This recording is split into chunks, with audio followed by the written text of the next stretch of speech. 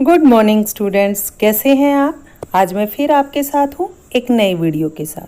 आज हम NCERT इतिहास पाठ्य पुस्तक कक्षा छठी का पाठ 11 इमारतें, चित्र तथा किताबें पाठ का अभ्यास कार्य करेंगे। तो प्यारे बच्चों, चलिए शुरू करते हैं अपनी आज की वीडियो। पाठ्य पुस्तक से पहला प्रश्न, आओ याद करें। निम्नलिखित का सुमेल करो। अब प्यारे बच्चों, यहाँ पर आपको कुछ वाक्य दिए हुए हैं जिनका आपस में आपको मिलान करना है। सबसे पहले है स्तूप, फिर शिखर, मंडप, गर्भगृह और प्रदक्षिणा पथ, और इनके विकल्प दिए हुए हैं। देवी देवता की मूर्ति स्थापित करने की जगह, टीला, स्तूप के चारों तरफ वृत्ताकार पथ, मंदिर में लोगों के इकट्ठा होने की जगह, गर्भगृह के ऊपर लंबाई में निर्माण। अब इनका मिलान करते हैं। सबसे पहले स्तूप। तो प्यारे बच्चों, जैसा कि आपने पाठ में पढ़ा है, स्तूप का अर्थ होता है टीला। तो यहाँ पर आपका सेकंड ऑप्शन सही है, स्तूप का मिलान करेंगे टीला से। नेक्स्ट है शिखर। शिखर का अर्थ होता है गर्भगृह के ऊपर लंबाई में निर्माण। तो इसका सही मिलान नंबर 5 पर, गर्भगृह के ऊपर लंबाई में निर्माण। तो शिखर को आप मिलाएंगे गर्भगृह के ऊपर लंबाई के निर्माण के साथ। नेक्स्ट है मंडप। मंडप होता है बच्चों मंदिर में लोगों के इकट्ठा होने की जगह। तो इसका मिलान करेंगे आप चौथी ऑप्शन के साथ, मंडप यानी मंदिर में लोगों के इकट्ठा होने की जगह। नेक्स्ट है गर्भगृह। देवी देवताओं की मूर्ति स्थापित करने की जगह को गर्भगृह कहते हैं बच्चों। तो इसका सही मिलान करेंगे आप फर्स्ट ऑप्शन के साथ, गर्भगृह देवी देवताओं की मूर्ति स्थापित करने की जगह। नेक्स्ट है प्रदक्षिणा पथ। प्रदक्षिणा पथ का अर्थ होता है स्तूप के चारों तरफ वृत्ताकार पथ। तो यहाँ पर आप इसका मिलान करेंगे थर्ड ऑप्शन के साथ, प्रदक्षिणा पथ मतलब स्तूप के चारों तरफ वृत्ताकार पथ। नेक्स्ट क्वेश्चन नंबर 2, खाली जगहों को भरो। प्यारे बच्चों, यहाँ पर आपको खाली स्थान भरने हैं। डैश एक बड़े गणितज्ञ थे। तो पाठ में पढ़ने से आपको पता लगा है कि आर्यभट्ट एक बड़े गणितज्ञ थे। तो यहाँ खाली स्थान में आप भरेंगे आर्यभट्ट। डैश में देवी देवताओं की कहानियां मिलती हैं। पुराणों में देवी देवताओं की कहानियां मिलती हैं। तो के खाली स्थान में आप भरेंगे पुराणों। डैश को संस्कृत रामायण का लेखक माना जाता है। प्यारे बच्चों, वाल्मीकि को संस्कृत रामायण का लेखक माना जाता है। तो के खाली स्थान में आप भरेंगे वाल्मीकि। नेक्स्ट डैश और डैश दो तमिल महाकाव्य है।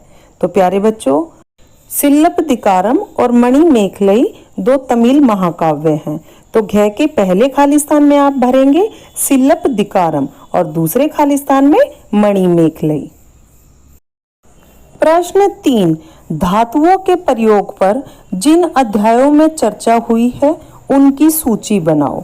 धातु से बनी किन किन चीजों के बारे में चर्चा हुई है, यहाँ यह भी दिखाओ।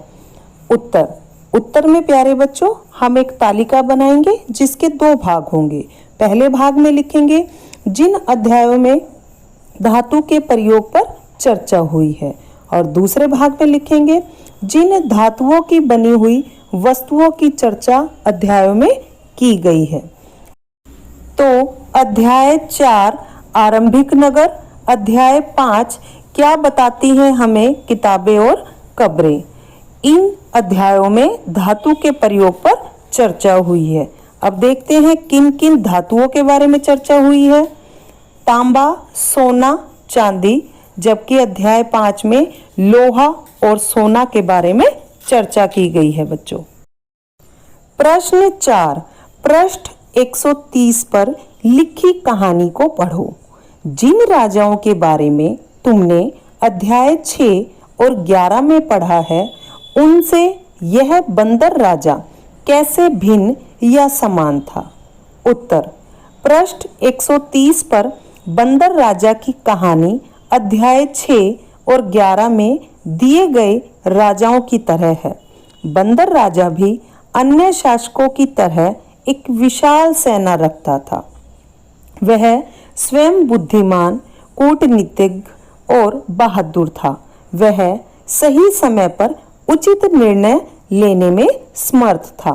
जब उसने देखा कि मानव राजा उसके समुदाय को मार डालना चाहता है, तो बंदरों के राजा ने अपनी प्रजा को बचाने की एक योजना बनाई। उसने आम के पेड़ की टहनियों को तोड़कर उन्हें आपस में बांधकर नदी पर एक पुल बनाया। इसके एक छोर को वह तब तक पकड़े रहा जब तक उसकी सारी प्रजा ने नदी को पार न कर लिया। वह एक महान राजा था, लेकिन किसी भी रूप से यह मानव राजा से अलग नहीं था। प्रश्न 5, और भी जानकारी इकट्ठी कर किसी महाकाव्य से एक कहानी सुनाओ। उत्तर, हमारे महाकाव्य में बहुत सारी कहानियां हैं जो हमें प्रभावित करती हैं। वे कहानियां आदर्श जीवन के लिए हमारा मार्गदर्शन करती हैं और हमें शिक्षा देती हैं। ऐसे ही महाकाव्य महाभारत और रामायण है। ऐसे ही एक कहानी महाभारत महाकाव्य में है। इसमें कौरव और पांडवों के बीच युद्ध की कहानी है। दोनों ही पक्ष युद्ध जीतने के लिए अपने अपने नाते रिश्तेदारों और अन्य राजाओं को अपने साथ मिलाना चाहते थे। श्री कृष्ण महान शक्तिशाली और भगवान की शक्तियां रखता था। वह दोनों ही पक्षों से संबंधित था, इसलिए दुर्योधन जो कौरवों में सबसे बड़े थे, सहायता मांगने के लिए पहुंचे। ठीक उसी दिन पांडवों में से एक अर्जुन भी सहायता मांगने के लिए कृष्ण के पास पहुंचे। श्री कृष्ण उस समय सोए हुए थे। दुर्योधन घमंडी था, इसलिए वह श्री कृष्ण के सिर की तरफ बैठ गया। अर्जुन दुर्योधन के बाद पहुंचा और वह विनम्र भी थे, इसलिए पैर की दिशा में बैठ गए। श्री कृष्ण ने पहले ही घोषणा कर रखी थी कि जो भी मेरे पास पहले सहायता मांगने आएगा, मैं उसका साथ दूंगा। श्री कृष्ण जी जैसे ही नींद से जागे, उन्होंने अर्जुन को देखा। उन्होंने कहा कि वह अर्जुन का साथ देंगे।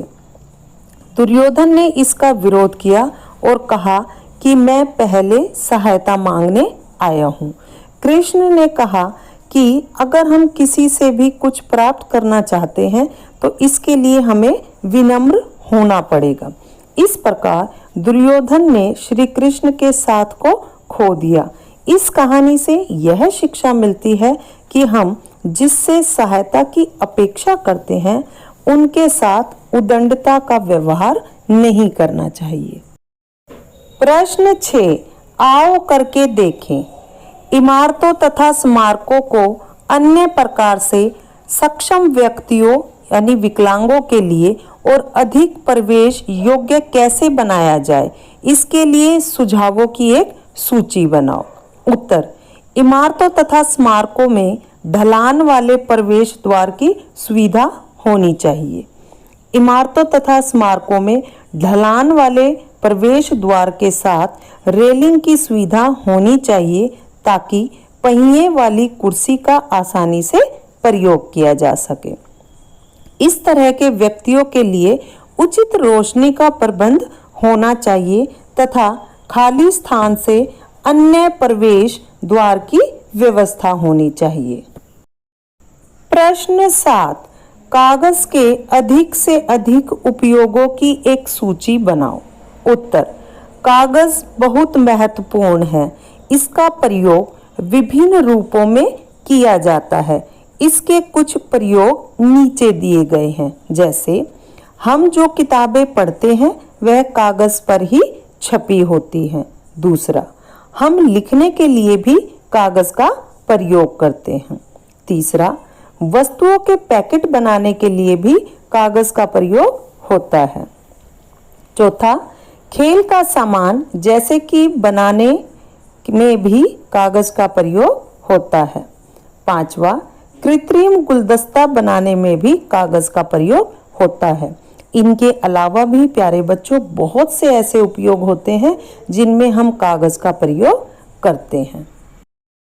प्रश्न 8, इस अध्याय में बताए गए स्थानों में से तुम्हें किसी एक को देखने का मौका मिले तो किसे चुनोगे और क्यों?